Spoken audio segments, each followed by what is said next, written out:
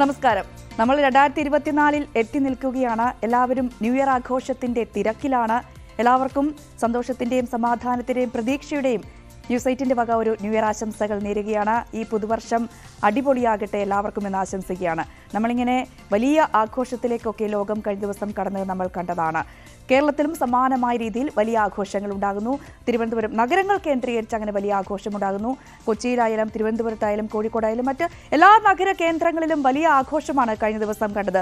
സ്വാഭാവികമായും ഇന്നും ആ ആഘോഷങ്ങൾ തുടരുമെന്നാണ് നമ്മൾ പ്രതീക്ഷിക്കുന്നത്. അങ്ങനെ എല്ലാവരും അങ്ങനെ ഒരു പ്രതീക്ഷയോടുകൂടി പുതിയൊരു വർഷത്തിലേക്ക് കടക്കുകയാണ്. പക്ഷെ നമ്മളിവിടെ എടുത്തു കാണേണ്ടത് ഈ പുതുവർഷ പിറവിയിലും സമാധാനം ഒട്ടുമില്ലാത്ത ഒരു ജനതയുണ്ട് ഗാസയിലെയും വെസ്റ്റ് ബാങ്കിലെയും ജനങ്ങൾ ആ യുദ്ധത്തിന്റെ ദുരിതം പേറി ഇപ്പോഴും മുന്നോട്ട് പോകുകയാണ്. ആ യുദ്ധത്തിന് ഒരു അറുതി ഈ വർഷം ഉണ്ടാകട്ടെ എന്ന് പ്രതീക്ഷിച്ചുകൊണ്ട് നമുക്ക് പ്രഭാത കേരളം ആരംഭിക്കാം. ആദ്യം ടോപ്പ് ഹെഡ്ലൈൻസ്.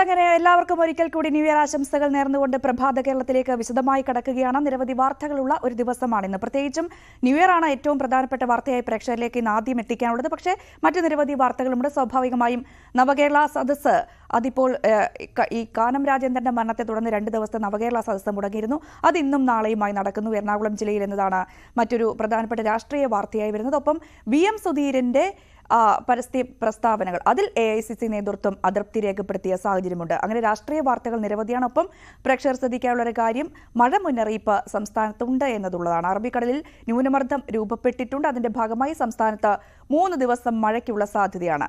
എന്തായാലും വിശദമായി നോക്കാം. ആദ്യം ന്യൂ ഇയർ വാർത്തകളാണ്. എല്ലാ പ്രേക്ഷകർക്കും ഒരിക്കൽ കൂടി ഹാപ്പി ന്യൂ ഇയർ.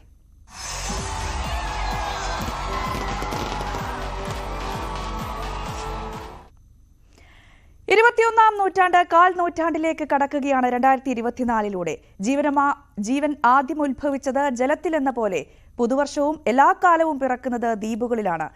ശാന്തസമുദ്രത്തിലെ കിരിബാത്തി ദ്വീപിലെ കിരിതിമതിയാണ് ഇത്തവണയും ആദ്യം പുതുവർഷത്തെ വരവേറ്റത്.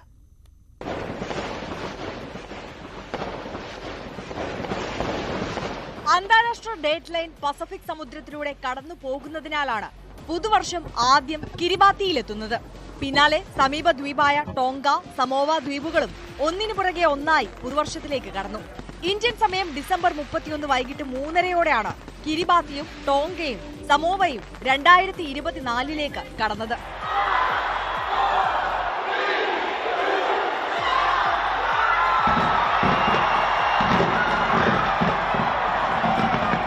ഒരിത്തിരി ഇടവേള നൽകി ന്യൂസിലൻഡിലെ ഓക്ലൻഡും 2024 ഇരു കൈയും നീട്ടി സ്വീകരിച്ചു. ഹാർബർ ബ്രിഡ്ജിന് സമീപത്തെ സ്കൈ ടവറിൽ പ്രകാശങ്ങൾ അണച്ച് കൗണ്ട് ഡൗൺ നടത്തിയാണ് പുതുവത്സരത്തെ വരവേറ്റത്.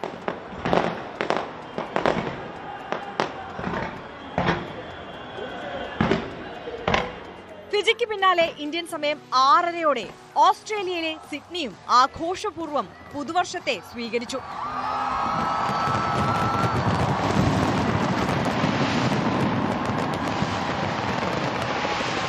സിഡ്നിയിലെ പ്രശസ്തമായ ഹാർബർ ബ്രിഡ്ജ് പാലത്തിന്റെ കമാനം കരിമരുന്ന് പ്രയോഗത്തിന്റെ വർണ്ണാഭയിൽ മുങ്ങി. ഏകദേശം 10 ലക്ഷത്തോളം പേരാണ് സിഡ്നിയിലെ പുതുവർഷ ആഘോഷം കാണാൻ എത്തിയത്. ലോകത്താകമാനം 425 മില്യൺ ആളുകളാണ് ആഘോഷം തത്സമയം കണ്ടത്.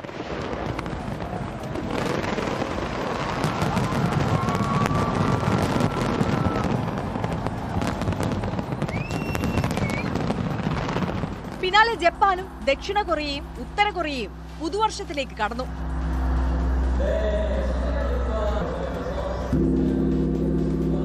മണിക്കൂറിന്റെ വ്യത്യാസത്തിൽ ചൈനയും മലേഷ്യയും സിംഗപ്പൂരും ഹോങ്കോങ്ങും ഫിലിപ്പീൻസും പുതുവർഷത്തിലേക്ക് പ്രവേശിച്ചു.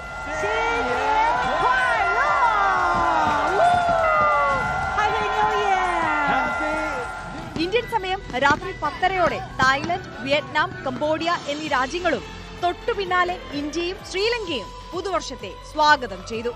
ഇന്ത്യൻ ഉപഭൂഖണ്ഡത്തിന് പിന്നാലെ ഗൾഫ് മേഖലയിലാണ് പുതുവർഷം പിറന്നത്. UAE, ഒമാൻ, അസർബൈജാൻ എന്നീ രാജ്യങ്ങൾ ഒരുമിച്ചാണ് പുതുവർഷത്തിലേക്ക് കടന്നത്. എല്ലാ തവണത്തെയും പോലെ ബുർജ് ഖലീഫ തന്നെയായിരുന്നു ഗൾഫിലെ പുതുവർഷ പിറവി ആഘോഷത്തിന്റെ ശ്രദ്ധാകേന്ദ്രം.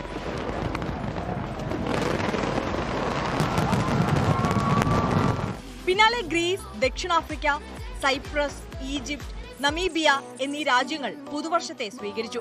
Germany, France, Italy, Switzerland, Netherlands, Morocco, Congo, Malta, UK, Ireland, Portugal എന്നിവർ പുതുവർഷത്തെ സ്വീകരിച്ചു. ഏറ്റവും വലിയ രാജ്യമായ റഷ്യയിൽ ന്യൂസിലൻഡിന് പിന്നാലെ പുതുവർഷം എത്തിയിരുന്നു. പുതുവർഷത്തിലെ മറ്റൊരു സവിശേഷത എന്നത് ഏറ്റവും അവസാനം പുതുവർഷത്തെ വരവേൽക്കുന്നതും ശാന്തസമുദ്ര ദ്വീപുകളാണ് എന്നതാണ്. കിരിബാത്തി, ടോങ്ക, സമോവ എന്നിവയ്ക്ക് അരികിലുള്ള ബേക്കർ, ഹൗലൻഡ് ദ്വീപുകളാണ് ഒടുവിൽ പുതുവർഷത്തെ വരവേറ്റത്. News desk, news 18.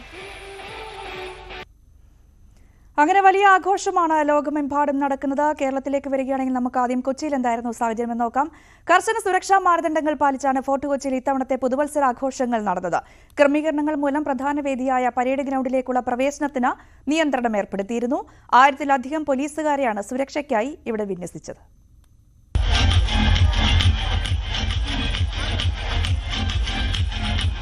തിരക്ക് നിയന്ത്രിക്കാൻ കഴിയാത്തതുമൂലം കഴിഞ്ഞ വർഷമുണ്ടായ അനിഷ്ട സംഭവങ്ങളെ മുൻനിർത്തിയായിരുന്നു ഇക്കുറി ജില്ലാ ഭരണകൂടത്തിന്റെ ഇടപെടൽ. പരേഡ് ഗ്രൗണ്ടിലേക്കുള്ള വഴികൾ 4 മണിയോടെ പോലീസ് അടച്ചു. മൈതാനം വേലികെട്ടി 4 ഭാഗങ്ങളായി തിരിച്ച് പോലീസ് കാവലിലാക്കി. നിയന്ത്രണങ്ങളോടുള്ള പ്രതികരണം സമ്മിശ്രമായിരുന്നു.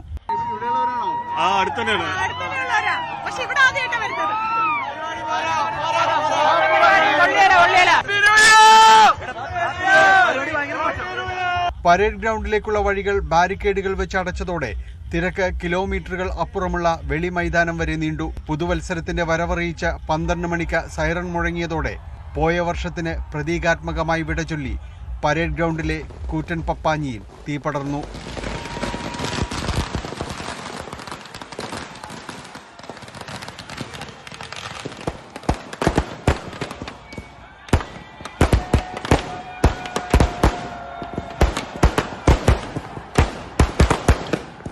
കൊച്ചി നഗരത്തിൽ പുതുവത്സരാഘോഷങ്ങൾ നടന്ന ഇടങ്ങളിലെല്ലാം ശക്തമായ പോലീസ് സാന്നിധ്യവുമുണ്ടായിരുന്നു. ന്യൂസ് 18 കൊച്ചി. രാജ്യത്തെ വിവിധയിടങ്ങളിൽ വലിയ ആഘോഷമാണ് പുതുവർഷത്തിന്റെ ഭാഗമായി നടന്നത്. രാമക്ഷേത്ര പ്രതിഷ്ഠാ ചടങ്ങിന് ഒരുങ്ങുന്ന അയോധ്യയിലും വർണ്ണാഭമായിരുന്നു പുതുവത്സരാഘോഷം. ചരിത്രത്തിലാദ്യമായി ശ്രീനഗറിലെ ലാൽ ചൌക്കിലും പുതുവർഷം നിറപ്പകിട്ടോടെ ആഘോഷിച്ചു.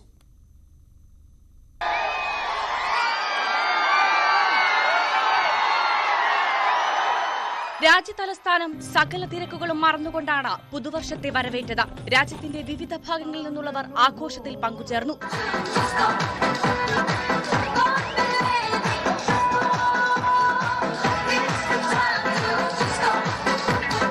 രാഷ്ട്രപതി ഭവനും പാർലമെന്റ് മന്ദിരവും വർണ്ണ വെളിച്ചത്തിൽ കുളിച്ചു.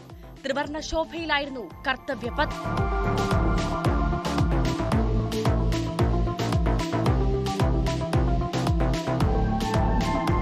പതിവ് പോലെ മെട്രോ സ്റ്റൈലിൽ തന്നെയായിരുന്നു മുംബൈയിലെ ആഘോഷങ്ങൾ.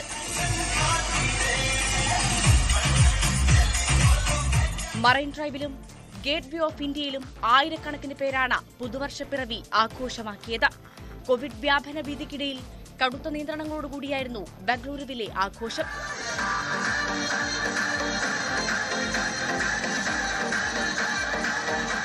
ഷിംലയിൽ ഡാൻസും പാട്ടുമെല്ലാമായി വർണ്ണങ്ങൾ വാരി വിതറി. ജമ്മു കാശ്മീരിന്റെ ചരിത്രത്തിൽ ആദ്യമായിരുന്നു ശ്രീനഗർ ലാൽ ചൌക്കിലെ ആഘോഷങ്ങൾ. കൊൽക്കത്ത ലാൽ സ്ട്രീറ്റും ആഘോഷത്തിമിർപ്പിലായിരുന്നു.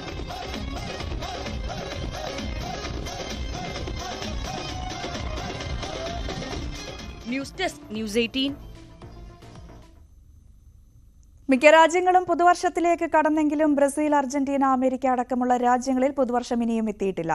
ന്യൂയോർക്ക്, വാഷിംഗ്ടൺ അടക്കമുള്ള നഗരങ്ങളിൽ ഇന്ത്യൻ സമയം രാവിലെ 10:30 മാത്രമേ പുതുവർഷം എത്തൂ. അതേസമയം മെക്സിക്കോയിലും സാൻ ഫ്രാൻസിസ്കോ, ലോസ് ആഞ്ചൽസ് എന്നിവിടങ്ങളിൽ ഉച്ചയോടെ മാത്രമേ പുതുവർഷം എത്തുകയുള്ളൂ. പുതുവർഷം ആദ്യം എത്തിയ സമാവോയുടെ മറ്റൊരു ദ്വീപിലും ഇന്ത്യൻ സമയം വൈകിട്ട് 4:30 മാത്രമേ പുതുവർഷം എത്തൂ.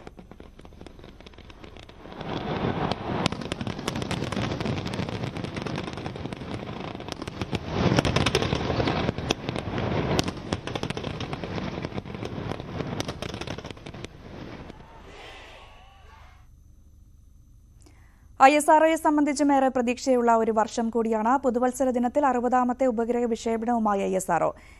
എക്സ്പോസ് ഉപഗ്രഹവുമായി PSLV C-58 രാവിലെ 9:10 കുതിച്ചുയരും. ശ്രീഹരിക്കോട്ടയിലെ സതീഷ് ധവാൻ സ്പേസ് സെന്ററിലെ 1ാം വിക്ഷേപണ തറയിൽ നിന്നാണ് റോക്കറ്റ് ഉയരുക. ബഹിരാകാശ എക്സ്റേ സ്രോതസ്സുകൾ പഠിക്കുകയാണ് എക്സ്പോസാറ്റ് ഉപഗ്രഹത്തിന്റെ ലക്ഷ്യം. വിവരങ്ങളുമായി KP അഭിലാഷാണ് ചേരുന്നത്. Abhilash, happy new year. നല്ലൊരു പുതുവർഷം ആശംസിക്കുന്നു. ഒപ്പം തന്നെ ഈ വാർത്തയുടെ വിവരങ്ങളിലേക്ക് കടക്കുകയാണെങ്കിൽ ISROയെ സംബന്ധിച്ചും ഏറെ പ്രതീക്ഷയുള്ള ഒരു വർഷം കൂടിയാണ്. ഇപ്പോൾ ഇന്നത്തെ വിക്ഷേപണം, അതിന്റെ പ്രാധാന്യം എത്രമാത്രമാണ്, എങ്ങനെയാണ് കാര്യങ്ങൾ?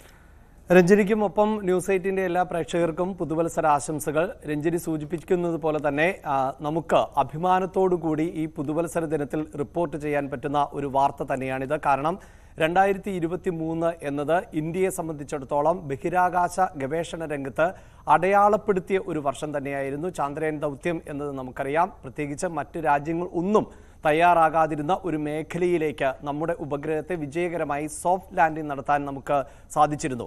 അതിന് പിന്നാലെ ഇതാ 2024 ആദ്യ ദിനം തന്നെ മറ്റൊരു പരീക്ഷണത്തിന് തയ്യാറെടുക്കുകയാണ്. അതാകട്ടെ PSLVയുടെ 60ാമത്തെ വിക്ഷേപണം എന്ന പ്രത്യേകതയുമുണ്ട്. ശ്രീഹരിക്കോട്ടയിലെ സതീഷ് ധവാൻ സ്പേസ് സെന്ററിലെ വിക്ഷേപണ തറയിൽ നിന്ന് രാവിലെ 9:10 PSLV C-58 എന്ന റോക്കറ്റ് കുതിച്ചുയരുക.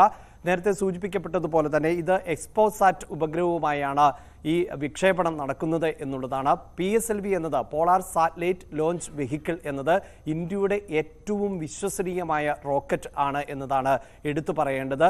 ഈ ദൗത്യത്തിൻ്റെ പ്രധാനപ്പെട്ട ഉദ്ദേശം എന്നത് അന്തരീക്ഷത്തിലെയും അതോടൊപ്പം തന്നെ ബഹിരാകാശത്തിലെയും എക്സ്റേ സ്രോതസ്സുകളെ സംബന്ധിച്ച പഠനമാണ്. 40ഓളം സ്രോതസ്സുകൾ ആണ് ഈ ഉപഗ്രഹവുമായി ബന്ധപ്പെട്ട പഠനം നടത്താനുള്ളത്. അതോടൊപ്പം തന്നെ മലയാളികൾക്ക് അഭിമാനിക്കാവുന്നത് പൂജപ്പുരയിലെ LBS വനിതാ കോളേജിലെ വിദ്യാർത്ഥികൾ തയ്യാറാക്കിയിട്ടുള്ള VSAT എന്ന ഒരു ഉപഗ്രഹം കൂടി. ഇങ്ങനെ 10 ഉപഗ്രഹങ്ങൾ ആണ് ഈ വിക്ഷേപണത്തിൻ്റെ ഭാഗമായി ബഹിരാകാശത്തേക്ക് എത്തുന്നത്. ഇതിൽ ഈ കുട്ടികൾ തയ്യാറാക്കി ISROയുടെ നേതൃത്വത്തിൽ തന്നെ തയ്യാറാക്കപ്പെട്ട ഉപഗ്രഹം എന്നത് അൾട്രാവയലറ്റ് രശ്മികളെ സംബന്ധിച്ചുള്ള പഠനത്തിന് വേണ്ടിയാണ് ഉപയോഗിക്കുന്നത്. ഇവ രണ്ടും പ്രധാനമായും കാലാവസ്ഥാ വ്യതിയാനവുമായി ബന്ധപ്പെട്ട പഠനങ്ങൾ ആണ് നടത്താൻ പോകുന്നത്. ഇത്തരത്തിൽ ഒരു വിക്ഷേപണം അമേരിക്കയ്ക്ക് ശേഷം നടത്തുന്ന വിക്ഷേപണം എന്ന പ്രത്യേകത കൂടിയുണ്ട്. ഇതിൽ എടുത്തു പറയേണ്ടത് PSLVയുടെ വിജയകരമായ ഒരു മുന്നേറ്റം കൂടിയാണ്. നേരത്തെ സൂചിപ്പിച്ചതുപോലെ PSLVയുടെ 60ാമത്തെ വിക്ഷേപണമാണ്. ഇതിനു മുമ്പ് 59 PSLVകൾ ആണ് വിക്ഷേപണം, വിവിധ റോക്കറ്റുകൾ, വിവിധ ഉപഗ്രഹങ്ങളെ ബഹിരാകാശത്തേക്ക് എത്തിക്കുന്നതിന് വേണ്ടി പ്രയോജനപ്പെടുത്തിയിട്ടുള്ളത്. 1993 സെപ്റ്റംബറിൽ ആയിരുന്നു PSLVയുടെ ആദ്യ വിക്ഷേപണം നടന്നത്.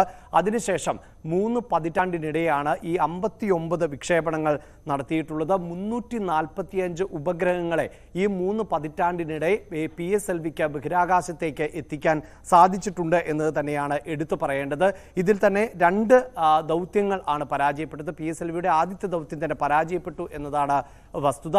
അതോടൊപ്പം തന്നെ 2017 ഓഗസ്റ്റ് 31 ദൗത്യവും പരാജയപ്പെട്ടിരുന്നു. എന്നാൽ പിന്നീട് ഇതിനിടയിൽ നടന്നിട്ടുള്ള മറ്റ് ദൗത്യങ്ങളെല്ലാം തന്നെ വിജയകരമായി പൂർത്തിയാക്കാൻ സാധിച്ചിട്ടുണ്ട്. വിദേശ രാജ്യങ്ങളുടെ, പ്രത്യേകിച്ച് അമേരിക്കയുടേത് ഉൾപ്പെടെ 36, അമേരിക്കയുടെ അടക്കം 36 രാജ്യങ്ങളിലെ ഉപഗ്രഹങ്ങളെ ആണ് PSLV ഇത്തരത്തിൽ വിവിധ വിക്ഷേപണങ്ങളിലൂടെ ബഹിരാകാശത്തേക്ക് എത്തിച്ചത്.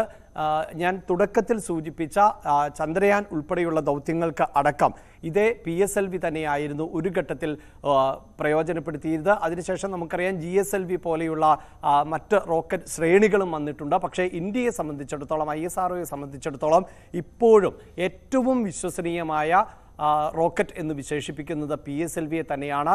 ഇന്നലെ രാവിലെ 8:10 കൂടിയാണ് ഈ വിക്ഷേപണവുമായി ബന്ധപ്പെട്ട കൗണ്ട് ഡൗൺ ആരംഭിച്ചത്. 25 മണിക്കൂർ നീണ്ടു നിൽക്കുന്ന കൗണ്ട് ഡൗൺ പ്രക്രിയയാണ് ഇന്നലെ ആരംഭിച്ചത്. ആ കൗണ്ട് ഡൗൺ പ്രക്രിയ അതിൻ്റെ ഏറ്റവും ഒടുവിലത്തെ മണിക്കൂറുകളിലേക്ക് കടന്നിരിക്കുകയാണ്.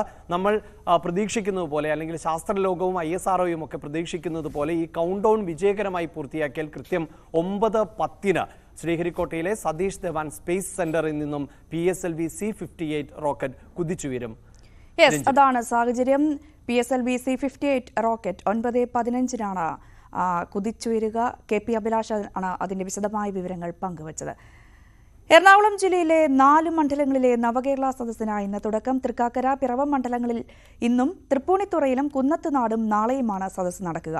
കാനം രാജേന്ദ്രന്റെ നിര്യാണത്തെ തുടർന്നാണ് ഈ മണ്ഡലങ്ങളിലെ സദസ്സ് മാറ്റിവെച്ചത്.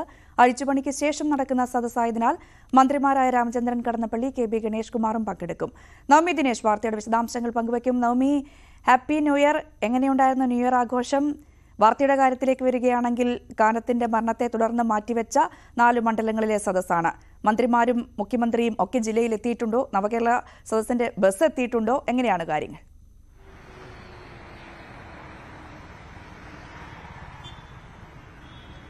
Very good morning Ranjini. Happy new year.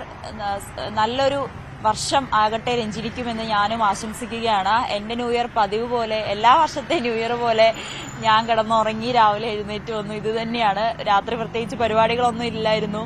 രഞ്ജിനിയുടെ new year എങ്ങനെയായിരുന്നു? രാത്രി 12 മണിക്ക് ഞാനും കിടന്നുറങ്ങി, രാവിലെ എണീറ്റ് ഡ്യൂട്ടിക്ക് വന്നു. അതേ സാഹചര്യമായിരുന്നു.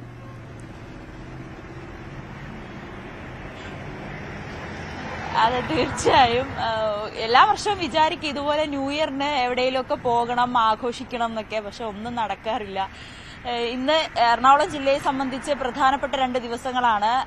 ഡിസംബർ 9 നടക്കാനിരുന്ന നവകേരള സദസ്സിന്റെ ബാക്കിയായിരുന്നു ഈ 4 മണ്ഡലങ്ങളിൽ മാറ്റിവെച്ചിരുന്നത്. കാരണം കാനം രാജേന്ദ്രന്റെ നിര്യാണത്തെ തുടർന്നായിരുന്നു ആ നവകേരള സദസ്സ് മാറ്റിവെച്ചത്. അതാണ് ഇന്നും നാളെയുമായി നടക്കുക. ഇന്ന് തൃക്കാക്കര, പിറവം എന്നീ മണ്ഡലങ്ങളിലും കുന്നത്തുനാട് മണ്ഡലങ്ങളിലുമായിരിക്കും നാളെ നടക്കുക. ഇതിൽ ഏറ്റവും പ്രധാനപ്പെട്ടത് ഈ ഉച്ചയ്ക്ക് 3 കഴിഞ്ഞ ശേഷമാണ് തൃക്കാക്കര മണ്ഡലത്തിൽ മുഖ്യമന്ത്രിയും മന്ത്രിമാരും എത്തുക. സാധാരണ എല്ലാ നവകേരള സദസ്സിൽ മറ്റ് ജില്ലകളിലൊക്കെ പ്രഭാത സദസ്സ് ഉണ്ടാവും, പ്രഭാത ഭക്ഷണം ഒക്കെ അവിടെ ആ മണ്ഡലത്തിൽ തന്നെ കേന്ദ്രീകരിച്ചുണ്ടാവും. പക്ഷെ ഇപ്രാവശ്യം അതുണ്ടാകില്ല. ഇന്നും നാളെയും പ്രഭാത സദസ്സ് ഉണ്ടാകില്ല എന്ന് നേരത്തെ തന്നെ അറിയിച്ചിട്ടുണ്ടായിരുന്നു. ഇതിൽ 3 മണിക്ക് ശേഷം തൃക്കാക്കര മണ്ഡലത്തിലേത് കാക്കനാട് സിവിൽ സ്റ്റേഷൻ പരേഡ് ഗ്രൌണ്ടിലും വൈകിട്ട് 5 പിറവം മണ്ഡലത്തിലേത് പിറവം KSRTC സ്റ്റാൻഡ് ഗ്രൌണ്ടിലുമായിരിക്കും നടക്കുക. നാളെ 3 മണിക്ക് പുതിയകാവ് ക്ഷേത്ര മൈതാനത്തും കുന്നത്തുനാട് മണ്ഡലത്തിലെ വൈകിട്ട് 5 കോലഞ്ചേരി സെന്റ് പീറ്റേഴ്സ് ഗ്രൌണ്ടിലുമായിരിക്കും നടക്കുക. ഇവിടെയാണ് പ്രധാനമായും നവകേരള സദസ്സിനായി വേദി ഒരുക്കുന്നത്. ഇതിൽ തന്നെ ഈ പരാതി നൽകാനുള്ള കൌണ്ടറുകൾ അടക്കം ഇപ്പോൾ തന്നെ തയ്യാറായിട്ടുണ്ട്. ജില്ലയിലെ മറ്റ് 10 മണ്ഡലങ്ങളിലെ ഈ പരാതി ലഭിച്ചതൊക്കെ എത്രത്തോളം പരിഹരിച്ചു എന്നുള്ളത് ഇന്നും നാളെയുമായി നടക്കുന്ന സദസ്സിൽ അറിയിക്കുമെന്നാണ് നമുക്ക് അറിയാൻ കഴിയുന്നത്. അതിലും എന്തായാലും ഒരു വ്യക്തതയുണ്ടാകും. അതോടൊപ്പം തന്നെ പുതിയ 2 മന്ത്രിമാർ KB ഗണേഷ് കുമാർ, കടന്നപ്പള്ളി രാമചന്ദ്രൻ എന്നീ 2 പേരും പുതിയ നവകേരള സദസ്സിൽ, ഈ നടക്കുന്ന 2 ദിവസം നടക്കുന്ന നവകേരള സദസ്സിൽ പങ്കെടുക്കുമെന്നതാണ് ഇത്തവണത്തെ ഏറ്റവും വലിയ പ്രത്യേകത. അതോടൊപ്പം തന്നെ സുരക്ഷ വളരെ ശക്തമായി തന്നെ ഒരുക്കിയിട്ടുണ്ട്. കാരണം കഴിഞ്ഞ നവകേരള സദസ്സിലൊക്കെ നമ്മൾ കണ്ടതാണ്, പെരുമ്പാവൂരൊക്കെ വലിയ പ്രതിഷേധമാണ് മുഖ്യമന്ത്രിക്കും മന്ത്രിമാർക്കും നേരെ ഉണ്ടായത്. ഷൂവേർ വരെ ഉണ്ടായ ഒരു സാഹചര്യം ഉണ്ടായി. KSU പ്രവർത്തകരുടെ കരിങ്കൊടി പ്രതിഷേധവും മർദ്ദനവും ഒക്കെ നമ്മൾ കണ്ടതാണ്. ഇതിന്റെ അടിസ്ഥാനത്തിൽ വളരെ സുരക്ഷിതമായിട്ടുള്ള മുന്നൊരുക്കങ്ങളൊക്കെ ശക്തമാക്കിയിട്ടുണ്ട്. ഇനി ഏതെങ്കിലും വിധത്തിലുള്ള പ്രതിഷേധം ഉണ്ടായാൽ തന്നെ അത് നേരത്തെ തന്നെ അതിനു വേണ്ടിയിട്ടുള്ള നടപടിക്രമങ്ങളെല്ലാം പൂർത്തിയാക്കണമെന്നൊരു നിർദ്ദേശവും പോലീസ് മേധാവി നൽകിയിട്ടുണ്ട്. അതുകൊണ്ട് തന്നെ ശക്തമായ സുരക്ഷയിൽ തന്നെയായിരിക്കും ഇത്തവണത്തെ നവകേരള സദസ്സ് എറണാകുളം ജില്ലയിലെ മറ്റ് 4 മണ്ഡലങ്ങളിലും നടക്കുക. അതിൽ തന്നെ നേരത്തെ കഴിഞ്ഞ ദിവസങ്ങളിൽ മുഖ്യമന്ത്രിക്ക് ഒരു ബോംബ് ഭീഷണിയൊക്കെ ഉണ്ടായിരുന്നു. അതിന്റെ ഒരു പശ്ചാത്തലത്തിൽ കൂടുതൽ സുരക്ഷ, എല്ലാ പ്രദേശങ്ങളിലും ശക്തമായിട്ടുള്ള ഒരു നിരീക്ഷണം, ബോംബ് സ്ക്വാഡ് അടക്കം വന്ന് ഒരു നിരീക്ഷണം നടത്തിയിരുന്നു. അത്തരത്തിൽ പോലീസ് സുരക്ഷയൊക്കെ ശക്തമാക്കിയിട്ടുണ്ട്. യൂത്ത് കോൺഗ്രസ് ഇപ്പോഴും പ്രതിഷേധിക്കുമെന്ന് തന്നെയാണ് നമ്മളെ അറിയിക്കുന്നത്. KSUവിന്റെ ഭാഗത്തു നിന്നൊക്കെ കരിങ്കൊടി പ്രതിഷേധം ഉണ്ടാകുമെന്നാണ് അറിയാൻ കഴിയുന്നത്. എന്തായാലും അത്തരത്തിലുള്ളൊരു മുന്നൊരുക്കവും പോലീസിന്റെ ഭാഗത്തു നിന്നും നടക്കുന്നുണ്ട്. അതോടൊപ്പം തന്നെ എസ് നവമിയാണ് വാർത്തയുടെ വിശദാംശങ്ങൾ പങ്കുവച്ചുകൊണ്ടിരിക്കുന്നത്. എന്തായാലും കാനം രാജേന്ദ്രന്റെ മരണത്തെ തുടർന്നായിരുന്നു എറണാകുളം ജില്ലയിലെ 4 മണ്ഡലങ്ങളിലെ നവകേരള സദസ്സ് മാറ്റിവെച്ച നവകേരള സദസ്സ് ഇന്നും നാളെയുമായി നടക്കുന്നു. ഇന്നിപ്പോൾ പിറവം ഒപ്പം തന്നെ തൃക്കാക്കര മണ്ഡലങ്ങളിലാണ് ഇന്ന് സദസ്സ് നടക്കുന്നത്. തൃപ്പൂണിത്തറയിലും കുന്നത്തുനാടും നാളെ സദസ്സ് നടക്കുകയും ചെയ്യും. എന്തായാലും നേരത്തെ വലിയ ഈ നവകേരള സദസ്സിന്റെ അവസാന ഘട്ടത്തിലേക്കൊക്കെ എത്തിയപ്പോൾ വലിയ പ്രശ്നങ്ങൾ കേസുവിന്റെ ഭാഗത്തുനിന്നും പ്രതിപക്ഷത്തിന്റെ ഭാഗത്തുനിന്നുമൊക്കെ ഉയർന്നത് നമ്മൾ കണ്ടതാണ്. ആ ഒരു പശ്ചാത്തലത്തിലൊക്കെ വലിയ സുരക്ഷ ഇതിന് ഒരുക്കിയിട്ടുണ്ട് എന്നതും ഏറ്റവും ശ്രദ്ധേയമായ കാര്യമാണ്. നവമി ദിനേശ് തുടരുന്നുണ്ട്. നവമി, നേരത്തെ പറഞ്ഞു വന്നത് മുഴുവിപ്പിക്കാൻ കഴിഞ്ഞിരുന്നില്ല. നവമിയിലേക്ക് ഞാൻ എത്താം. എന്തായാലും നവകേരള സദസ്സ് മാറ്റിവെച്ച 4 മണ്ഡലങ്ങളിലെ നവകേരള സദസ്സ് അതിന്ന് നടക്കുന്നു. ഇന്നിപ്പോൾ തൃക്കാക്കര പിറവം മണ്ഡലങ്ങളിൽ, നാളെ തൃപ്പൂണിത്തുറ കുന്നത്തുനാട് മണ്ഡലങ്ങളിലാണ് നടക്കുന്നത്. നവമി, ഇതിലിപ്പോൾ ഈ 4 മണ്ഡലങ്ങളുടെയും കാര്യങ്ങൾ നോക്കുകയാണെങ്കിൽ തൃക്കാക്കരയായാലും പിറവമായാലും തൃപ്പൂണിത്തുറയായാലും ഇപ്പോൾ UDFന്റെ കൈകളിൽ ഉള്ള മണ്ഡലമാണ്. കുന്നത്തുനാട് മാത്രമാണ് LDFനോട് ഇപ്പോൾ ചേർന്ന് നിൽക്കുന്ന ഒരു മണ്ഡലമെന്ന് നമുക്ക് പറയാൻ കഴിയും. സ്വാഭാവികമായും പ്രതിഷേധത്തിനുള്ള സാധ്യതയൊക്കെ മുന്നിൽ കാണണ്ടേ? അങ്ങനെ കേസിന്റെ ഭാഗത്തു നിന്നായാലും യൂത്ത് കോൺഗ്രസിന്റെ ഭാഗത്തു നിന്നായാലും ഏതെങ്കിലും രീതിയിലുള്ള പ്രതിഷേധം ഉണ്ടാകുമെന്ന മുന്നറിയിപ്പ് ഉണ്ടായിട്ടുണ്ടോ? നവമി നേരത്തെ സൂചിപ്പിച്ച പോലെ സ്വാഭാവികമായ സുരക്ഷ എല്ലാ അർത്ഥത്തിലും പോലീസ് ഒരുക്കിയിട്ടുണ്ട്. ഈ മുന്നറിയിപ്പ് എന്തെങ്കിലും ഇതിനോടകം ഉണ്ടായിട്ടുണ്ടോ?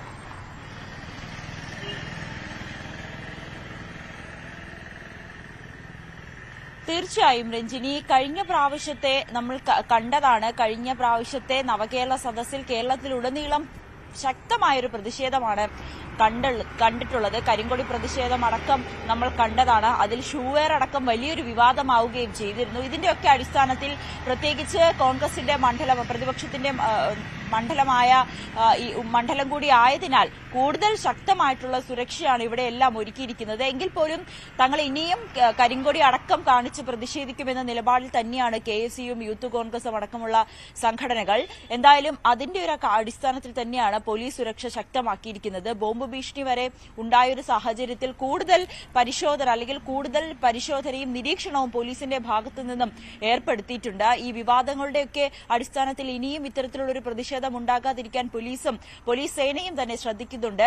ഈ 4 മണ്ഡലങ്ങളിലെ പ്രധാന വേദികളിലെല്ലാം കൃത്യമായിട്ടുള്ള പോലീസിനെ വിന്യസിക്കുകയും ചെയ്തിട്ടുണ്ട്. എല്ലാവിധത്തിലുള്ള ബോംബ് സ്ക്വാഡ് അടക്കമുള്ളവർ എത്തി ഒരു പരിശോധന കഴിഞ്ഞ ദിവസങ്ങളിൽ അടക്കം നടത്തിയിരുന്നു. കാരണം ഒരു ബോംബ് ഭീഷണിയൊക്കെ ഉണ്ടായിരുന്നു. ഇതിന്റെയൊക്കെ അടിസ്ഥാനത്തിൽ ഇനി എത്രത്തോളം KSUവിന് ഏത് തരത്തിൽ മറ്റേതെങ്കിലും തരത്തിൽ പ്രതിഷേധിക്കുമോ എന്നതാണ് ഇനി നമുക്ക് നോക്കി കാണേണ്ടത്. അവിടെ ഈ കഴിഞ്ഞ ദിവസങ്ങളിലൊക്കെ അവിടെ ഒരുക്കങ്ങളൊക്കെ ഉണ്ടായിരുന്ന സമയത്തും പ്രതിപക്ഷമടക്കമുള്ളവർ അവിടെ എത്തി ഒരു പ്രതിഷേധിക്കുന്ന ഒരു സാഹചര്യം ഉണ്ടായിരുന്നു. KSRTC സ്റ്റാൻഡിന്റെ മതിലൊക്കെ ഇടിക്കുന്ന സമയത്ത് പ്രതിപക്ഷത്തിന്റെ ഒരു പ്രതിഷേധം അവിടെ നമ്മൾ കണ്ടതാണ്. അതിന്റെയൊക്കെ അടിസ്ഥാനത്തിൽ എന്തായാലും ഇന്നും നാളെ ഉണ്ടാകുന്ന നവകേരള സദസ്സിൽ ഒരു പ്രതിഷേധവുമായി KSUവും യൂത്ത് കോൺഗ്രസും ഒക്കെ എത്താൻ തന്നെയാണ് സാധ്യത. അതിനുവേണ്ടിയിട്ടുള്ള എല്ലാ മുന്നൊരുക്കങ്ങളും പോലീസിന്റെ ഭാഗത്തു നിന്നും തയ്യാറായി കഴിഞ്ഞു. എന്തായാലും മുഖ്യമന്ത്രിയും മന്ത്രിമാരും ഇന്ന് 3 മണി കഴിഞ്ഞതിന് ശേഷമാണ് ഇന്നത്തെ ആദ്യത്തെ മണ്ഡല പര്യടനത്തിനായി തൃക്കാക്കര എത്തുന്നത്. അവിടെയും പോലീസിന്റെ സുരക്ഷ എല്ലാം തയ്യാറായിട്ടുണ്ട്. ഒപ്പം തന്നെ പരാതി കൗണ്ടറുകൾ അടക്കം തയ്യാറായിട്ടുണ്ട്. ഈ മറ്റ് 10 മണ്ഡലങ്ങളിലെ പരാതികൾ എത്രത്തോളം എത്ര എണ്ണം പരിഹരിച്ചു എന്നുള്ളത് ഇന്നത്തെ നടക്കുന്ന നവകേരള സദസ്സിൽ മന്ത്രിമാർ അറിയിക്കുമെന്നും നമ്മൾക്ക് കിട്ടുന്ന ഏറ്റവും ഒടുവിലത്തെ വിവരം. രഞ്ജിനി, അതാണ് സാഹചര്യം. നവമി ദിനേശാണ് വാർത്തയുടെ വിശദാംശങ്ങൾ പങ്കുവെച്ച്. പ്രതിഷേധ സാധ്യത മുന്നിലുണ്ട്, അതുകൊണ്ട് തന്നെ വലിയ സുരക്ഷയാണ് ഒരുക്കിയിരിക്കുന്നത്. ഇനി ഇതിൽ ഏറ്റവും പ്രധാനപ്പെട്ട കാര്യം പരാതികളിൽ എത്രമാത്രം തീർപ്പായി എന്നുള്ള വസ്തുതയാണ്. സ്വാഭാവികമായും വലിയ പരാതികൾ കോൺഗ്രസിന്റെ ഭാഗത്ത് അത്തരത്തിൽ ഉയർന്നു വരുന്ന ഒരു സാഹചര്യം കൂടിയുണ്ട്. പരാതികളിൽ പലതും തീർപ്പാകുന്നില്ല എന്ന് പ്രതിപക്ഷം വിമർശിക്കുന്ന ഒരു സാഹചര്യം കൂടിയുണ്ട്. സ്വാഭാവികമായും ഇന്ന് മന്ത്രിമാരും മുഖ്യമന്ത്രിയും ആ കാര്യത്തിൽ ഒരു വ്യക്തത വരുത്തുമെന്ന് നമുക്ക് പ്രതീക്ഷിക്കാം. മറ്റു വാർത്തകളിലേക്ക് വരുമ്പോൾ പത്തനംതിട്ടയിലെ വ്യാപാരിയുടെ കൊലപാതകത്തിൽ പ്രതികളെന്ന് സംശയിക്കുന്ന 3 പേർ കസ്റ്റഡിയിൽ. ഇവരെ ചോദ്യം ചെയ്തു വരികയാണ്. ഒരു വാഹനവും പിടിച്ചെടുത്തതായി സൂചനയുണ്ട്. ശശിനാരായണൻ വാർത്തയുടെ വിശദാംശങ്ങൾ പങ്കുവയ്ക്കുന്നു. ശശി, ഈ 3 പേരുടെ പിടിച്ചെടുത്തു എന്ന വിവരങ്ങളുണ്ട്.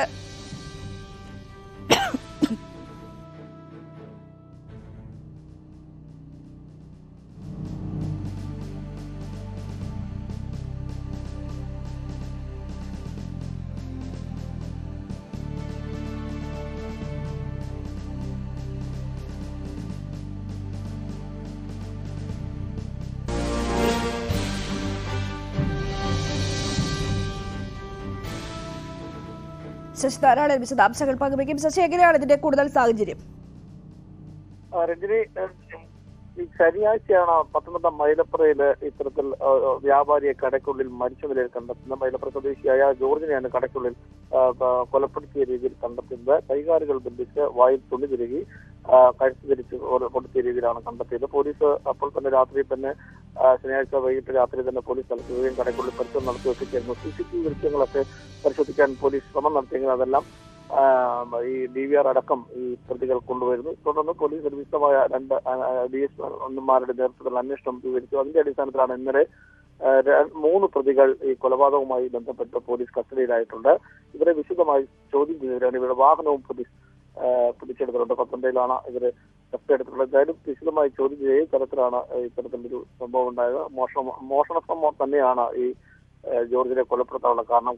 അദ്ദേഹത്തിന് കഴുത്തിലുണ്ടായിരുന്ന 9 പവന്റെ മാല അപഹരിച്ചിരുന്നു. അതുപോലെ തന്നെ പണവും ഈ മോഷ്ടാക്കൾ ഈ കൊലപ്പെടുത്തിയ ശേഷം എടുത്തിരുന്നു. അത്തരം കാര്യങ്ങൾ കൂടി എല്ലാം നേരത്തെയും ഇത്തരം കാര്യങ്ങളൊക്കെ മറ്റുള്ള ആളുകളെ മറ്റുള്ള ആളുകളെ സമാനമായ രീതിയിൽ കൃത്യം ചെയ്തിട്ടുണ്ടോ എന്നുള്ള കാര്യം കൂടിയൊക്കെ പോലീസ് നോക്കുന്നുണ്ട്. ഏതായാലും പോലീസ് ഈ പ്രതികളെ കൃത്യമായി ഇന്ന് കസ്റ്റഡിയെടുത്തതിനു ശേഷം ചോദ്യം ചെയ്തതിനു ശേഷം മാത്രമായിരിക്കും അറസ്റ്റും മറ്റു കാര്യങ്ങളിലൊക്കെ കടക്കുക.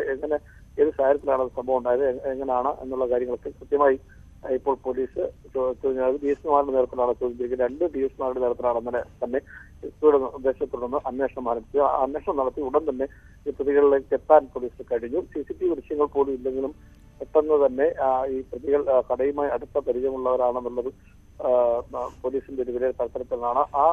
അത്തരത്തിൽ കടയിൽ പരിചയമുള്ളവർക്ക് മാത്രമേ കൃത്യം ചെയ്യാൻ കഴിയുള്ളൂ എന്ന ഒരു നിഗമനത്തിൽ പോലീസ് ഇന്നലെ എത്തിയിരുന്നു. അതിന്റെ അടിസ്ഥാനത്തിൽ നടത്തിയ ഒരു അന്വേഷണത്തിലാണ് ഇപ്പോൾ പ്രതികൾ കസ്റ്റഡിയിലായിരിക്കുന്നത്. ജോർജ് മാത്രമാണ് കടയിലൊന്നും ഉണ്ടായിരുന്നത്. ഈ കൊലപാതകം നടക്കുന്ന ദിവസം ഉണ്ടായിരുന്നു എന്നുള്ളതാണ് പോലീസ് നൽകുന്ന വിവരം.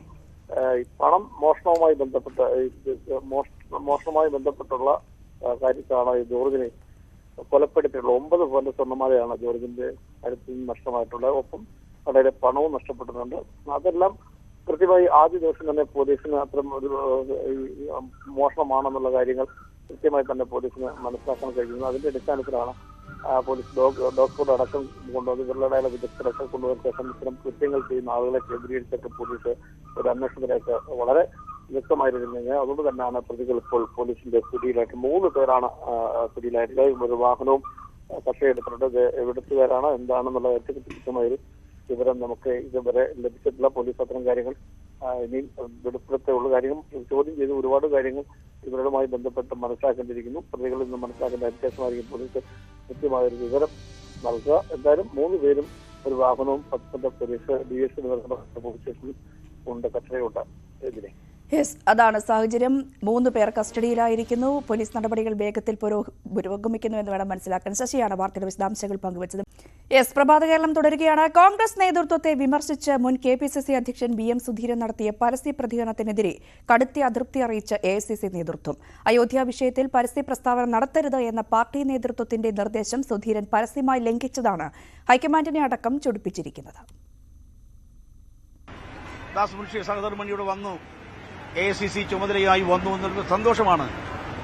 പക്ഷേ ശ്രീ സുധാകരൻ ചെയ്ത അതേ ഔചിത്യരാഹിത്യം അവരുടെ ഭാഗത്തുനിന്നുണ്ടായി. ആ പ്രിയ സഹോദരിയുടെ ഭാഗത്തുനിന്നുണ്ടായത് എന്താ? VM സുധീരൻ തനിക്ക് പറയാനുള്ളത് പറഞ്ഞു കഴിഞ്ഞ് ആൾ സ്ഥലം വിട്ടു. അവരെ പോലെ ഉന്നത സ്ഥാനത്തിരിക്കുന്ന ഒരു വ്യക്തി എന്നെ പോലെ ഒരാളെ സംബന്ധിച്ച് അങ്ങനെ തെറ്റിദ്ധാരണ ജനകമായ രീതിയിൽ അവതരിപ്പിച്ചത് എനിക്ക് അതിയായ ദുഃഖമുണ്ട്. അത്രമാത്രമേ ഞാൻ അതേക്കുറിച്ച് പറയുന്നുള്ളൂ. പാർട്ടിയെ പ്രതിരോധത്തിലാക്കുന്ന പരസ്യ പ്രസ്താവനകൾ മുതിർന്ന നേതാക്കളുടെ ഭാഗത്ത് നിന്ന് ഉണ്ടാകാൻ പാടില്ലെന്ന KPCC നേതൃയോഗത്തിലെ തീരുമാനം വകവെക്കാതെയാണ് VM സുധീരൻ പാർട്ടി നേതൃത്വത്തിനെതിരെ കഴിഞ്ഞ ദിവസം തുറന്നടിച്ചത്. KPCC അധ്യക്ഷന് പുറമെ കേരളത്തിന്റെ ചുമതലയുള്ള AICC ജനറൽ സെക്രട്ടറി ദീപാദാസ് മുൻഷിക്കെതിരെ വരെ നീണ്ടു സുധീരന്റെ വിമർശനം.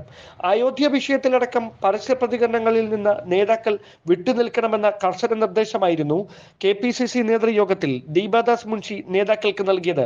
എന്നാൽ ഇത് വകവയ്ക്കാതെ VM സുധീരൻ നടത്തിയ പ്രസ്താവനയാണ് നേതൃത്വത്തെ ചൊടിപ്പിച്ചിരിക്കുന്നത്.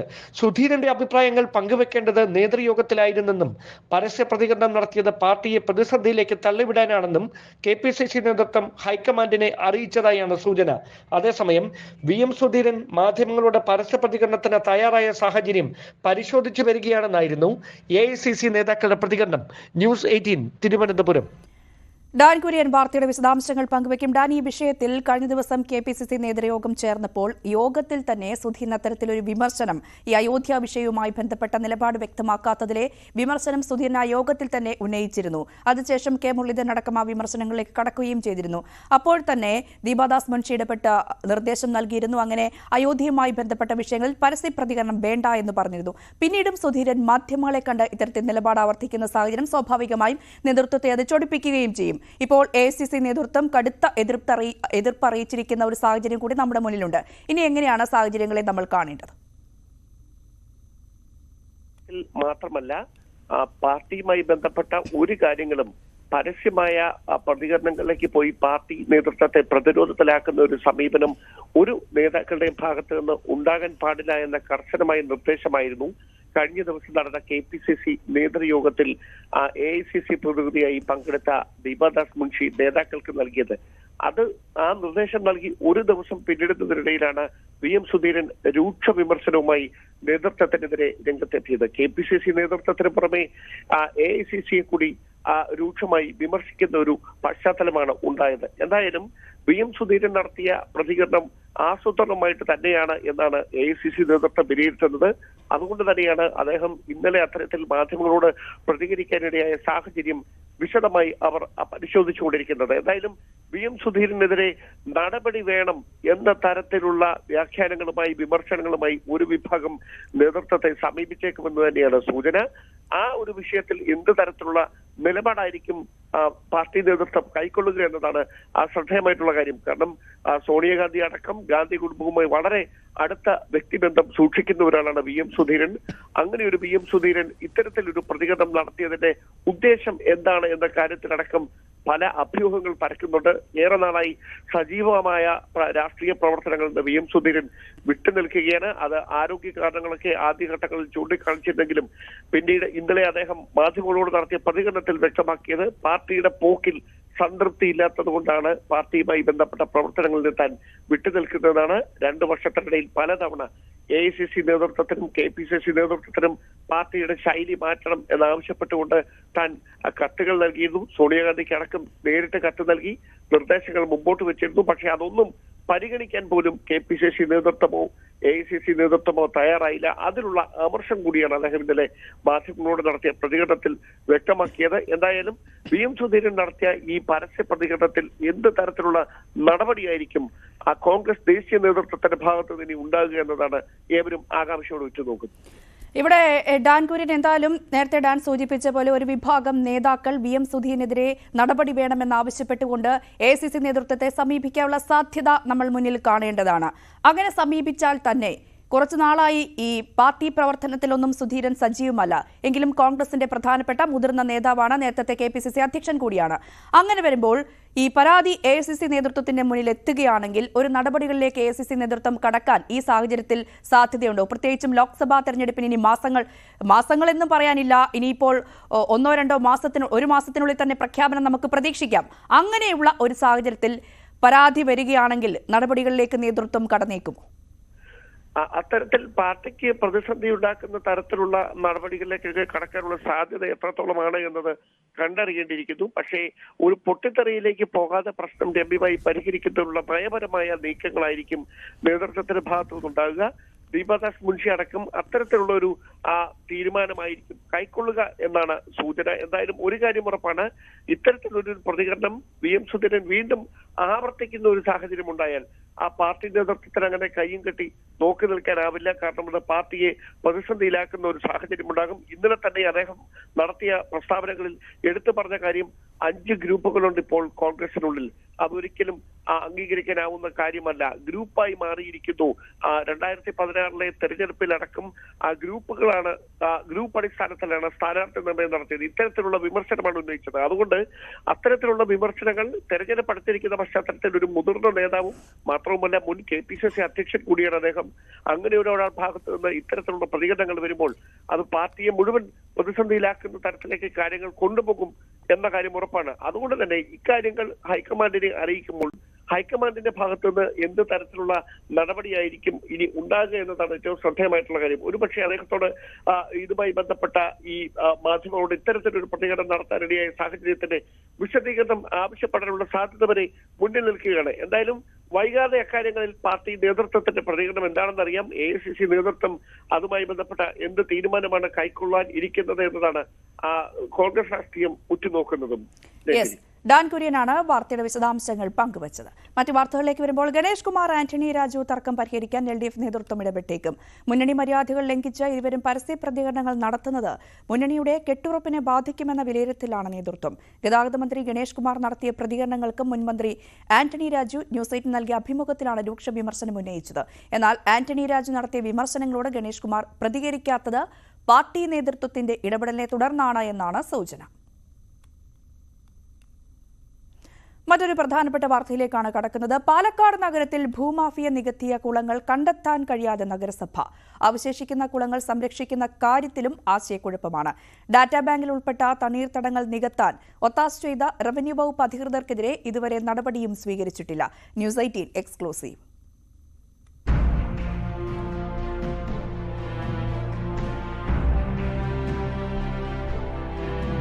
പാലക്കാട് നഗരസഭാ പരിധിയിൽ 4 വില്ലേജുകളിലായി 224 കുളങ്ങളുണ്ടായിരുന്നു. ഡാറ്റാ ബാങ്കിൽ ഉൾപ്പെട്ട ഈ തണ്ണീർത്തടങ്ങൾ നികത്താൻ അനുമതിയില്ല. എന്നാൽ കഴിഞ്ഞ കുറച്ചു വർഷങ്ങൾക്കിടെ പകുതിയോളം കുളങ്ങളാണ് നികത്തിയത്.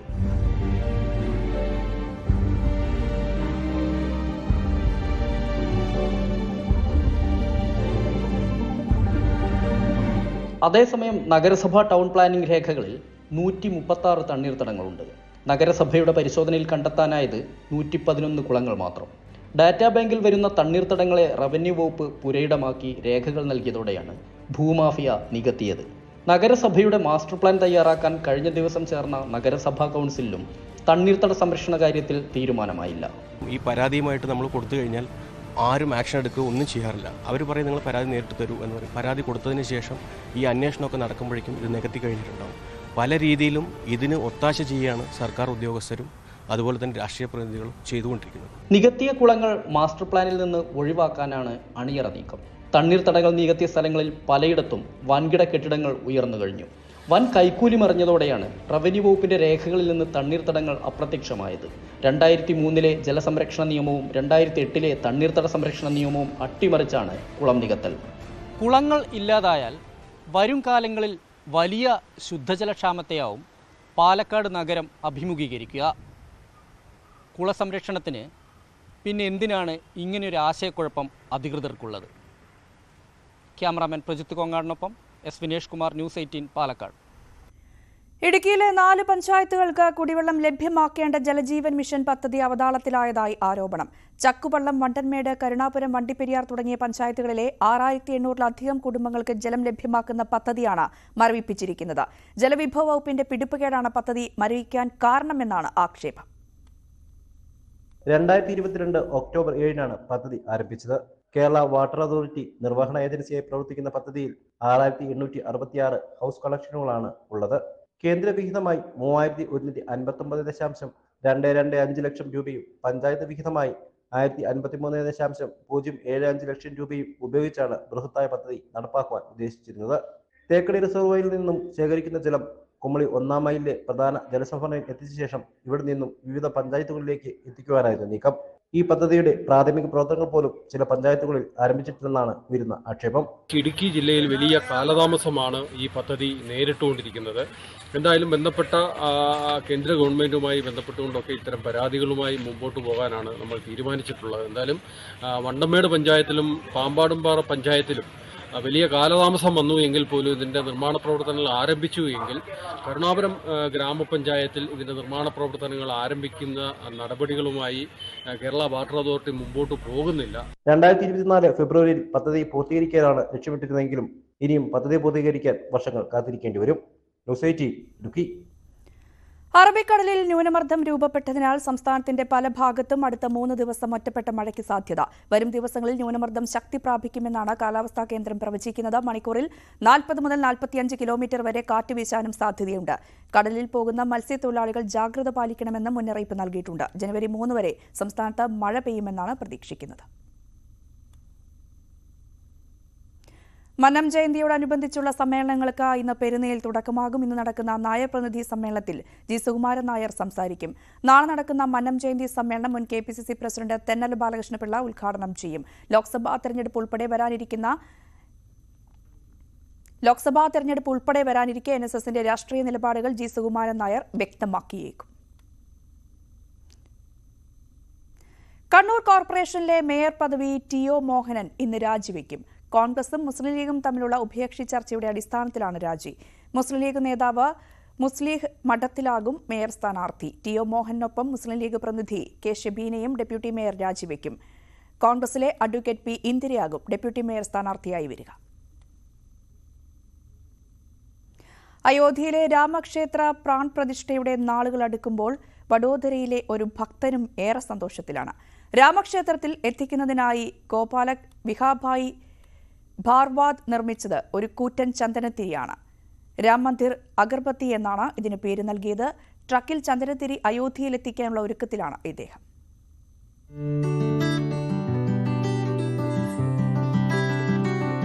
എട്ടു മാസത്തോളമെടുത്താണ് 108 അടിയുള്ള കൂറ്റൻ ചന്ദനത്തിരി നിർമ്മിച്ചത്. 3.5 അടി വൃത്താകൃതിയിലാണ് വിസ്തീർണം. മഴക്കാലത്ത് ചില ദിവസങ്ങളിൽ നിർമ്മാണം നിർത്തിവെക്കേണ്ടി വന്നു. ദിവസം 3 മണിക്കൂർ വരെ സമയം ചെലവിട്ടാണ് കൂറ്റൻ ചന്ദനത്തിരി നിർമ്മിച്ചത്.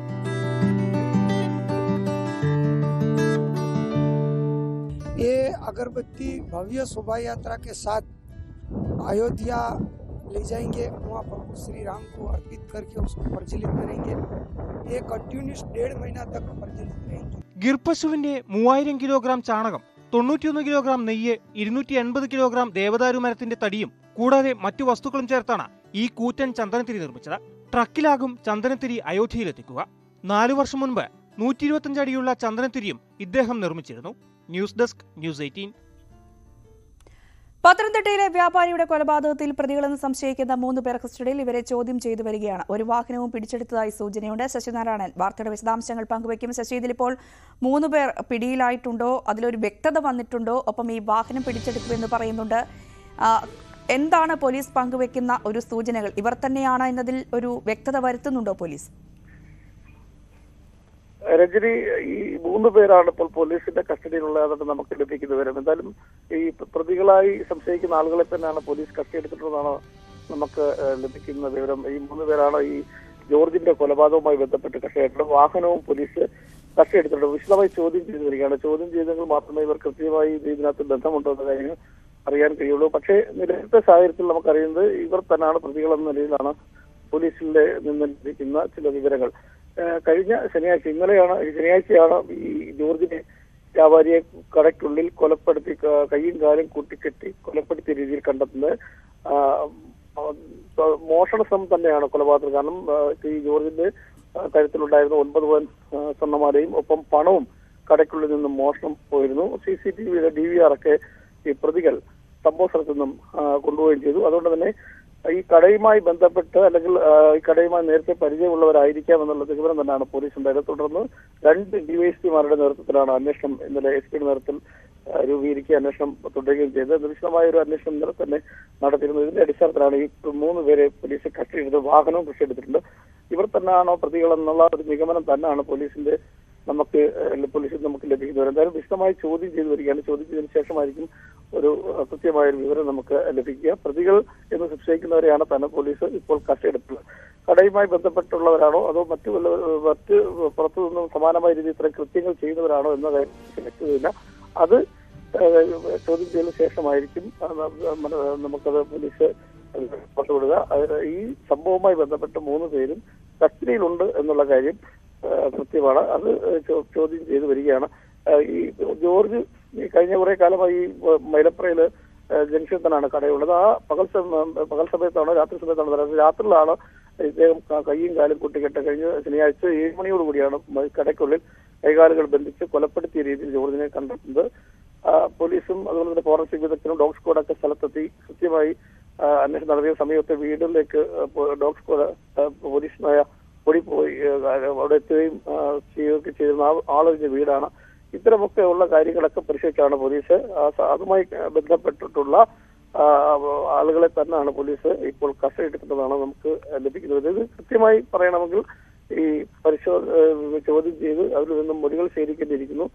ഏത് സാഹചര്യത്തിലാണ് ഇത്ര കൃത്യം നടത്താനുണ്ടായ കാരണം എന്നുള്ള കാര്യങ്ങളൊക്കെ ഇനിയും അത് വിശദമായി ചോദ്യം ചെയ്തെങ്കിൽ മാത്രമേ ഔദ്യോഗികമായി ഈ കാര്യത്തിൽ ഇവർ തന്നെയാണ് പ്രതികളെന്ന് നമുക്ക് ലഭിക്കുകയുള്ളൂ. പക്ഷേ സമാനമായി ഈ കേസുമായി ബന്ധപ്പെട്ടവർ തന്നെയാണെന്നുള്ളതാണ് പോലീസിൽ നിന്ന് നമുക്ക് ഇപ്പോൾ ലഭിക്കുന്ന വിവരം. രഞ്ജിനി, ശശി, ഇതിലിപ്പോൾ 3 പേരെ കസ്റ്റഡിയിലായിരിക്കുന്നു. അതിൽ പോലീസ് ഒരു വ്യക്തത വരുത്തുന്നുണ്ട്. ഒരു വാഹനം പിടിച്ചെടുത്തിരിക്കുന്നു, അതിലും വ്യക്തത വരുത്തുന്നുണ്ട്.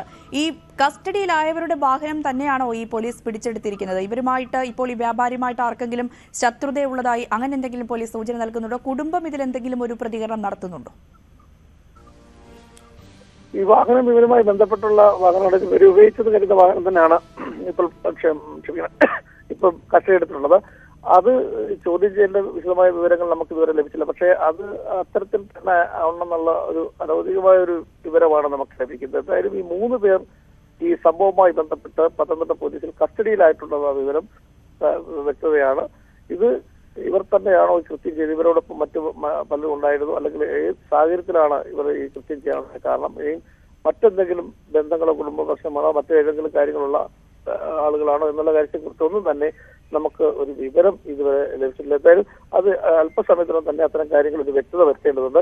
പോലീസ് ഇന്നലെ കസ്റ്റഡിയെടുത്തതിന് ശേഷം ഇതൊരു ഇപ്പോൾ കൃത്യമായി ചോദ്യം ചെയ്തു വരികയാണ്. ഈ കടയിൽ സാധാരണഗതിയിൽ ജംഗ്ഷനാണ് ആളൊക്കെ ഉള്ള വളരെ തിരക്കുള്ള ടൗണിൽ തന്നെയാണ് ഈ കൊലപാതകം നടന്നിട്ടുള്ളത്. അതുകൊണ്ട് തന്നെ ഈ കടയുമായി അടുത്ത് സഹകരിക്കുന്ന ആളുകളുമെല്ലാം ആയിരിക്കാം എന്നുള്ള ഒരു നിഗമനം പോലീസിനുണ്ട്. പക്ഷേ നമുക്ക് ഈ പ്രതികളെ എന്ന് സംശയിക്കുന്നവർ കസ്റ്റഡിയിലാകുന്ന സൂചന മാത്രമാണ് രഞ്ജിനി നമുക്ക് ഇപ്പോൾ ലഭിക്കുന്നത്. ഉണ്ടെങ്കിൽ മാത്രമേ ഇതിനൊരു കൃത്യത നമുക്ക് വിവരം ലഭിക്കുകയുള്ളൂ. രഞ്ജിനി, യെസ്, അതാണ് ശശി സൂചിപ്പിച്ച പോലെ 3 പേർ കസ്റ്റഡിയിലായിട്ടുണ്ട്. ഒരു വാഹനവും പോലീസ് പിടിച്ചെടുത്തിട്ടുണ്ട് എന്ന വിവരം മാത്രമാണ് ഈ വ്യാപാരിയുടെ കൊലപാതകവുമായി ബന്ധപ്പെട്ട് നമുക്ക് സ്ഥിരീകരിക്കാവുന്ന ഒരു സാഹചര്യമുള്ളത്. പക്ഷേ എന്തെങ്കിലും ശത്രുതയുണ്ടോ, അതോ ഇവർ തന്നെയാണോ ഈ കൊലപാതകം നടത്തിയത്, അങ്ങനെയുള്ള കാര്യങ്ങളിലൊന്നും പോലീസ് ഇതുവരെ ഒരു വ്യക്തത വരുന്നില്ല. എന്തായാലും വരും മണിക്കൂറുകളിൽ അങ്ങനെ ഒരു വ്യക്തത പോലീസിന്റെ ഭാഗത്തു നിന്ന് നമുക്ക് പ്രതീക്ഷിക്കാം. പുതുവത്സര ദിനത്തിൽ 60ാമത്തെ ഉപഗ്രഹ വിക്ഷേപണവുമായ ISRO എക്സ്പോസാറ്റ് ഉപഗ്രഹവുമായി PSLV C-58 രാവിലെ 9:10 കുതിച്ചുയരും. ശ്രീഹരിക്കോട്ടിലെ സതീഷ് ധവാൻ സ്പേസ് സെന്ററിൽ 1ാം വിക്ഷേപണ തറയിൽ നിന്നാണ് റോക്കറ്റ് ഉയരുക. ബഹിരാകാശ എക്സ്റേ സ്രോതസ്സുകൾ പഠിക്കുകയാണ് എക്സ്പോസാറ്റ് ഉപഗ്രഹത്തിന്റെ ലക്ഷ്യം. വിവരങ്ങളുമായി KP അഭിലാഷ് ചേരുന്നു. അഭിലാഷ്, എന്തായാലും ഒരുക്കങ്ങളെല്ലാം പൂർണ്ണമാണ്. കൗണ്ട് ഡൗണിന് ഇനി ഒരു മണിക്കൂർ മാത്രമാണ് ബാക്കിയുള്ളത്. എന്താണ് സാഹചര്യം? എന്തൊക്കെയാണ് ഈ ഉപഗ്രഹ വിക്ഷേപണവുമായി ബന്ധപ്പെട്ട ISRO വ്യക്തമാക്കിയിട്ടുള്ളത്? രഞ്ജിനി, ISROയുടെ അപ്ഡേറ്റുകൾ ഇപ്പോഴും പുറത്തു വന്നുകൊണ്ടിരിക്കുകയാണ്. ഇതുവരെയുള്ള കൗണ്ട് ഡൗണിൽ ഏതെങ്കിലും തരത്തിലുള്ള സാങ്കേതികമായ പിഴവുകൾ ഒന്നും തന്നെ സംഭവിച്ചിട്ടില്ല. അങ്ങനെയെങ്കിൽ രാവിലെ 9:10 തന്നെ ശ്രീഹരിക്കോട്ടയിലെ സതീഷ് ധവാൻ സ്പേസ് സെന്ററിലെ 1ാം നമ്പർ വിക്ഷേപണ തറയിൽ നിന്ന് PSLV റോക്കറ്റ് കുതിച്ചുയരും. ഇപ്പോൾ നമുക്ക് ദൃശ്യങ്ങളിൽ തന്നെ കാണാൻ സാധിക്കുന്നുണ്ട്. ഇന്ത്യയെ സംബന്ധിച്ചിടത്തോളം ഏറ്റവും അഭിമാനകരമാകുന്ന ഒന്ന് എന്നത് ഇത്തരം വിക്ഷേപണങ്ങൾ ജനങ്ങൾക്ക് നേരിട്ട് കാണുവാനുള്ള അവസരമുണ്ട് എന്നതാണ്. പ്രത്യേകമായി ഗാലറി അടക്കം ഒരുക്കിയിട്ടുണ്ട്. ഒരുപക്ഷെ ഒരു കായിക വിനോദം കാണാൻ എത്തുന്നത് പോലെയുള്ള ആവേശത്തോടെയൊക്കെ തന്നെയാണ് പലപ്പോഴും ഈ ആളുകൾ ഇത് കാണുന്നതിനായി എത്താറുള്ളത്. അതിൽ തന്നെ സ്കൂൾ കുട്ടികൾ, സ്ത്രീകൾ ഉൾപ്പെടെയുള്ളവരുടെ ഒരു വലിയ സാന്നിധ്യം എന്നത് നമ്മുടെ രാജ്യത്തിന് തന്നെ അഭിമാനകരമാണ് എന്ന് പറയാൻ സാധിക്കും. ഇതിനു മുമ്പും നമുക്കറിയാം ഇത്തരം ദൗത്യങ്ങളൊക്കെ നടക്കുമ്പോൾ ദേശീയ പതാകയുമായി ആളുകൾ എത്തുന്നു. അതോടൊപ്പം തന്നെ നമ്മുടെ രാജ്യത്തിന് മുദ്രാവാക്യം മുഴക്കുന്നു. ഇപ്പോൾ തന്നെ ദൃശ്യങ്ങളിൽ നമുക്ക് കാണാൻ സാധിക്കുന്നത് കൊച്ചു കുട്ടികൾ ഇതുമായി ബന്ധപ്പെട്ട പോസ്റ്ററുകളൊക്കെ ഉയർത്തിപ്പിടിച്ചുകൊണ്ട് ഈ വിക്ഷേപണം നേരിട്ട് കാണാൻ വേണ്ടി എത്തിയിരിക്കുന്നതിൻ്റെ ദൃശ്യങ്ങൾ ആണ് നമുക്ക് കാണാൻ സാധിക്കുന്നത്. മാത്രവുമല്ല, മലയാളികളെ സംബന്ധിച്ചിടത്തോളം ഇത് അഭിമാനത്തിൻ്റെ നിമിഷമാണ്. കാരണം തിരുവനന്തപുരത്ത് പൂജപ്പുരയിലെ LBS വനിതാ കോളേജിൽ നിന്നുള്ള വിദ്യാർത്ഥികൾ തയ്യാറാക്കിയിട്ടുള്ള VSAT എന്ന ഉപഗ്രഹം ഇതിൽ വിക്ഷേപിക്കുന്നു എന്നുള്ളതാണ് എടുത്തു പറയേണ്ടത്. 10 ഉപഗ്രഹങ്ങളാണ് ഇതിൻ്റെ ഭാഗമായി വിക്ഷേപിക്കുന്നത്. അതിൽ 1 ഈ കുട്ടികളുടെ നേതൃത്വത്തിൽ തയ്യാറാക്കിയിട്ടുള്ള ഉപഗ്രഹം ആണ് എന്നത് എടുത്തു പറയേണ്ടതാണ്. അതുകൊണ്ട് തന്നെ മലയാളികൾക്കും തീർച്ചയായും അഭിമാനിക്കാവുന്ന മുഹൂർത്തം തന്നെയാണ് ഇപ്പോൾ കടന്നു പോകുന്നത്. ഇപ്പോൾ ISROയിലെ, അതായത് ഈ ശ്രീഹരിക്കോട്ടയിൽ നിന്ന് വിക്ഷേപണത്തിൻ്റെ കൗണ്ട് ഡൗൺ അടക്കം നിയന്ത്രിക്കുന്ന സെന്ററിൽ നിന്നുള്ള ദൃശ്യങ്ങൾ അടക്കം നമുക്ക് കാണാൻ സാധിക്കുന്നുണ്ട്. ഇതുവരെയുള്ള ചരിത്രം പരിശോധിച്ചാൽ PSLV ആണ് ഇന്ത്യയെ സംബന്ധിച്ചിടത്തോളം അല്ലെങ്കിൽ ISROയെ സംബന്ധിച്ചിടത്തോളം ഏറ്റവും വിശ്വസനീയമായ റോക്കറ്റ് എന്ന് പറയുന്നത് PSLV തന്നെയാണ്. 3 പതിറ്റാണ്ടായി PSLV ആണ് നമ്മൾ പല നിർണായകമായ വിക്ഷേപണങ്ങൾക്കും പ്രയോജനപ്പെടുത്തിക്കൊണ്ടിരിക്കുന്നത്. ഈ വാർത്തയിൽ തന്നെ നമ്മൾ സൂചിപ്പിച്ചതുപോലെ 1993 ആയിരുന്നു PSLV ആദ്യമായി വിക്ഷേപണം നടത്തിയത്. അന്ന് പക്ഷേ ISROയ്ക്ക് നിരാശയുടെ നിമിഷങ്ങളാണ് കടന്നുപോയത് എങ്കിൽ പിന്നീട് അങ്ങനെ ആയിരുന്നില്ല.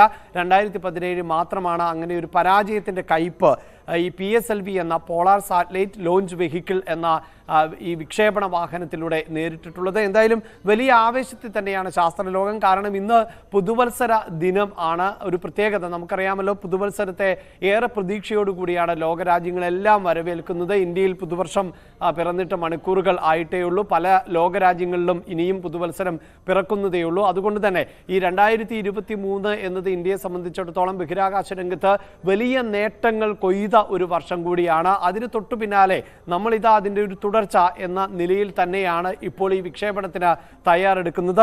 ഈ വിക്ഷേപണത്തിന്റെ പ്രധാനപ്പെട്ട ഉത്തരവാദിത്വം, ദൗത്യം എന്നത് അൾട്രാവയലറ്റ് രശ്മികളെ കുറിച്ചുള്ള പഠനം, അതോടൊപ്പം തന്നെ എക്സ്റേകളെ സംബന്ധിച്ച പഠനം എന്നിവയാണ്. എക്സ്റേകൾ, അതായത് ഈ പഠനം എന്ന് പറയുമ്പോൾ ഇതിൽ എടുത്തു പറയേണ്ടത് 40ഓളം ഈ തമോഗർത്തങ്ങളിലേക്ക് അടക്കമുള്ള പരീക്ഷണങ്ങളും നിരീക്ഷണങ്ങളും എല്ലാം തന്നെ ഈ റേകളെ അല്ലെങ്കിൽ രശ്മികളെ പ്രയോജനപ്പെടുത്തിക്കൊണ്ടുള്ള പഠനങ്ങളാണ് പലപ്പോഴും നടത്താറുള്ളത്. അത്തരം സാഹചര്യം KP അഭിലാഷാണ് വാർത്തയുടെ വിശദാംശങ്ങൾ പങ്കുവച്ചിരുന്നത്. KP പറഞ്ഞ പോലെ 2023 ശാസ്ത്രരംഗത്ത് ഇന്ത്യയെ സംബന്ധിച്ച് ഏറെ പ്രധാനപ്പെട്ട ഒരു വർഷമാണ്. 2024 അത്രത്തോളം പ്രതീക്ഷയോടെ നമ്മൾ ഉറ്റുനോക്കുകയാണ്. ജനുവരി 1 തന്നെ ആദ്യത്തെ ഉപഗ്രഹ വിക്ഷേപണം നടക്കുന്നു. PSLV C58 9:10 കുതിച്ചുയരുകയും ചെയ്യും. KP ആണ് വിശദാംശങ്ങൾ പങ്കുവച്ചത്. മറ്റു വാർത്തകൾ കൂടി പരിശോധിക്കാം. അന്താരാഷ്ട്ര ക്രിക്കറ്റിൽ നിന്നും വിരമിക്കൽ പ്രഖ്യാപിച്ച ഓസ്ട്രേലിയൻ ഓപ്പണർ ഡേവിഡ് വാർണർ. പാകിസ്ഥാനെതിരെ സിഡ്നിയിൽ മറ്റന്നാൾ മുതൽ ആരംഭിക്കുന്ന ടെസ്റ്റാകും വാർണറുടെ അവസാന അന്താരാഷ്ട്ര മത്സരം. എന്നാൽ 2025 ചാമ്പ്യൻസ് ട്രോഫിയിൽ ടീമിന് ആവശ്യമെങ്കിൽ തന്റെ സേവനം ലഭ്യമാകുമെന്നും വാർണർ പറഞ്ഞു. 161 ഏകദിനങ്ങളിൽ നിന്ന് 6932 റൺസ് നേടിയ വാർണർ 111 ടെസ്റ്റുകളിൽ നിന്ന് 8695 റൺസും സ്വന്തം പേരിൽ കുറിച്ചു. 2020 2894 റൺസാണ് സമ്പാദ്യം. അന്താരാഷ്ട്ര ക്രിക്കറ്റിൽ സെഞ്ചുറികളും വാർണറുടെ പേരിലുണ്ട്. പ്രഭാത കേരളത്തിന്റെ സമയം ഇവിടെ അവസാനിക്കുകയാണ്. എല്ലാവർക്കും ഒരു പുതുവത്സര ആശംസകൾ ഒരിക്കൽ കൂടി നേർന്നുകൊണ്ട് പ്രഭാത കേരളം അവസാനിപ്പിക്കുന്നു. കൂടുതൽ വാർത്തകൾക്കും വിശദാംശങ്ങൾക്കും കാണുക മലയാളം.news18.com.